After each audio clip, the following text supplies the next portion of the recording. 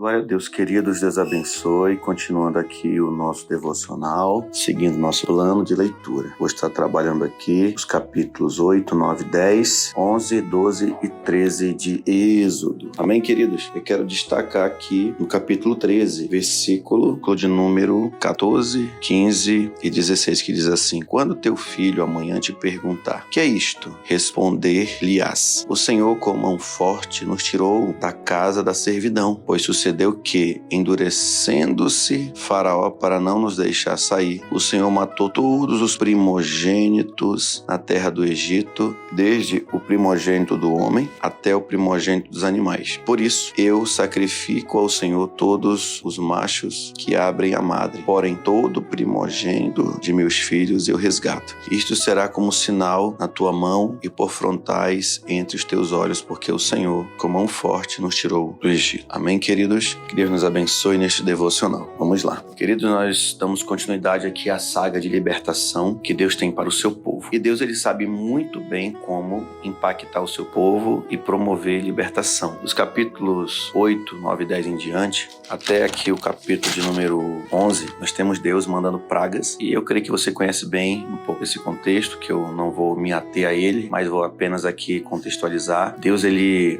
manda as pragas, mostrando a sua glória e o seu poder. Nós sabemos que cada praga, de alguma forma, ela tem correlação com os deuses que os egípcios cultuavam ou acreditavam. E Deus começa a mostrar o seu poder, mostrando que tudo aquilo que o Egito tinha, naquele contexto como deuses, praticamente foi abatido. E foi mostrado que apenas Deus, o Deus revelado a Moisés, o Yahvé eterno, o Eu Sou, né? Que é Erie, Axé, Erie, que é a palavra hebraica para Eu Sou, né? Erie, Axé, Erie. Esse é o Deus que tem poder, é o Deus que maravilhoso, né? Então nós seguimos essa saga, essa revelação maravilhosa de Deus, mostrando o seu poder. E por várias vezes o texto diz que Deus endureceu o coração de Faraó. Em outros momentos, o Faraó endureceu o coração. E aí surge muitas vezes uma dúvida, que alguns podem pensar, afinal, né? Era Deus que endureceu o coração ou era Faraó que endureceu o seu próprio coração? Na verdade, quando a Bíblia diz que Deus endureceu o coração de Faraó, não necessariamente Deus foi lá e fechou o coração de Faraó. Não é neste sentido. Mas a cada milagre, a cada manifestação que Faraó dizia,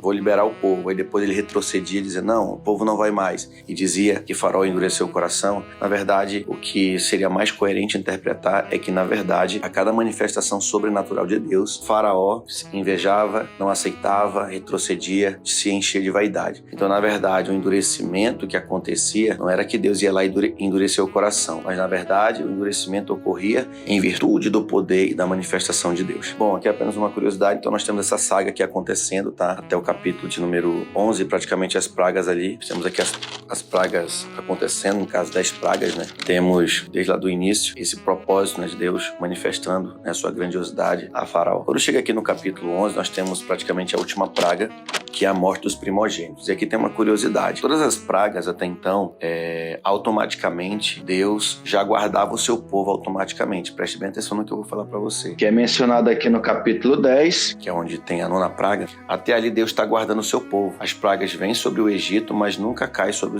os israelitas. Só que, claro que nesse contexto, os israelitas estavam vendo de longe o que estava acontecendo, estavam já impactados com as notícias, né, que chegavam e até o que viam também de longe, embora não afetavam eles diretamente. E aqui tem uma coisa que nós temos que observar que é interessante. Quando chega na 10ª praga, no capítulo de número 11, nós temos a 10ª praga, que é a morte dos primogênitos. Já neste caso, especificamente nessa 10ª praga, a praga ela cairia também sobre o povo de Israel. E qual era essa praga? Seria a morte, né, dos primogênitos de todo o Egito, inclusive do povo de Israel. Só que aqui, especificamente, Deus muda a forma como ele está tratando o povo em relação às pragas. Enquanto até a 9ª praga, Deus já dava o livramento automaticamente, neste caso agora, as coisas mudam. Eles vão ter que fazer algo que Deus está orientando para que os primogênitos de Israel e também os primogênitos dos animais de Israel não venham morrer. Então aqui já começa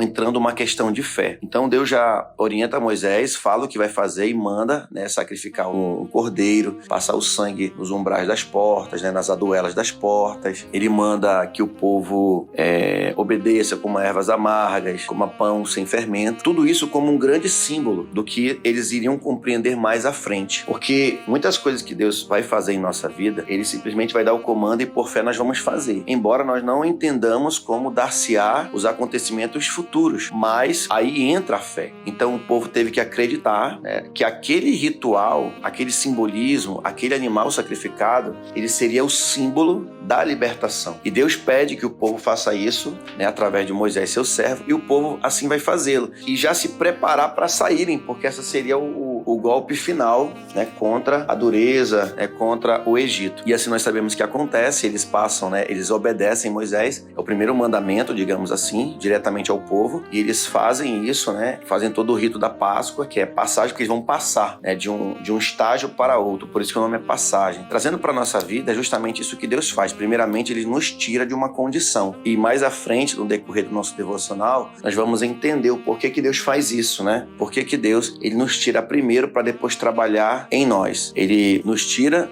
de uma localidade para no decorrer desse retiro, né, que Ele nos faz, Ele possa trabalhar em nós. E mais à frente nós vamos ver. Claro que aqui também Deus já está trabalhando no coração deles, porque eles tinham que obedecer por fé. Muitos podiam questionar, mas um cordeiro, como assim um cordeiro vai nos salvar, né? Então, mas eles acreditaram que o sangue daquele cordeiro livrou do destruidor que passaria, que dessa vez não apenas destruiria, né, e aconteceria algo contra o Egito, mas sobre todo o Egito. Então aqui entrou uma condição de fé no cordeiro, no sangue do cordeiro, que foi passado nas vegas das portas, né, nos umbrais, nas aduelas, como eu disse, e mais à frente nós vamos, né, entender aonde Jesus vai encaixar dentro desse contexto. Então a Bíblia aqui tudo isso está acontecendo, já é um sinal messiânico, né, já é um sinal cristológico do que nós vamos ter mais à frente. Então o que eu quero dizer com essa reflexão, com essa palavra é o seguinte, Deus, Ele está preparando uma libertação para todos nós. E no decorrer dessa libertação que Ele está preparando, trazendo novamente aqui para Israel, Deus, Ele começa, através de tudo desse grande livramento, Ele começa a implantar uma memória no seu povo. E essa memória, eles vão ter que replicar para as suas futuras gerações. Por isso que, no que eu li aqui, ele diz, né, amanhã te perguntar, o que é isto? Responder-lhe-á, o Senhor com mão forte nos tirou da casa da servidão.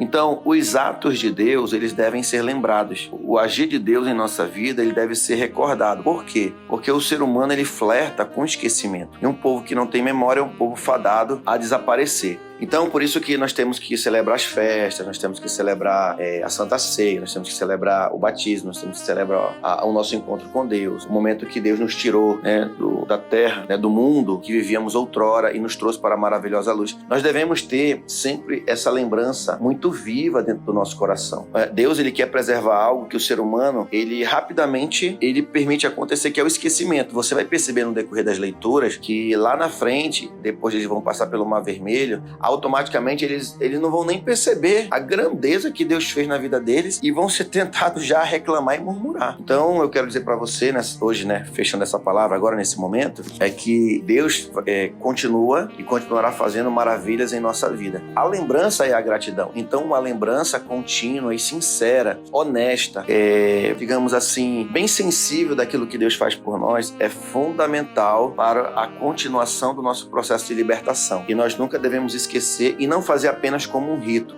O cristianismo, de modo geral, ele taxou o judaísmo ou as coisas do Antigo Testamento como um mero ritos. Isso foi um grande erro que os teólogos cometeram. Encarar o Antigo Testamento apenas como ritos antigos sem fundamento algum. Muito pelo contrário. A intenção que Deus tem com todas essas lembranças, esses ritos também, esses memoriais, vamos colocar assim, é para manter a memória do povo sempre fresca, sempre atual, de que é Deus que nos liberta, que não é na força do nosso braço. Por isso que lá na frente também vamos continuar lendo em Deuteronômio capítulo 8, Deus vai dizer assim, olha, não pense que foi a força do teu braço. Quando você estiver bem, estiver farto, tiver tudo de bom, não se esqueça que não é pelas tuas próprias forças que você conseguiu isso, mas é porque eu te prosperei, eu te abençoei. Por isso, querido, é interessante, por mais que nós tenhamos dinheiros e recursos, jamais devemos acreditar e permitir que nos enganemos, achando que eu não vou nem mais orar como eu orava antes, porque porque eu tenho dinheiro. Não faça isso, pelo amor de Deus. Porque quando nós fazemos isso, nós sutilmente estamos trocando a confiança que temos em Deus pelo recurso, ainda que você tenha em abundância. Ore com a mesma convicção que se você não tivesse, entendeu? Nunca permita. Então, entenda que tudo que Deus está fazendo aqui é para implantar uma memória no coração do seu povo de que Deus, sim, é o grande libertador do seu povo, né? Tá bom, querido? Assim como Deus é o seu grande libertador, é o meu grande libertador, e que possamos lembrar continuamente nos NEFs, nos cultos, nas nossas leituras bíblicas, que Deus é o Senhor absoluto da nossa vida. E quando nós andamos neste nível, nesta devoção, nessa piedade a Deus, Deus sempre vai nos libertar e nos guardar. Amém? Então creia nisso,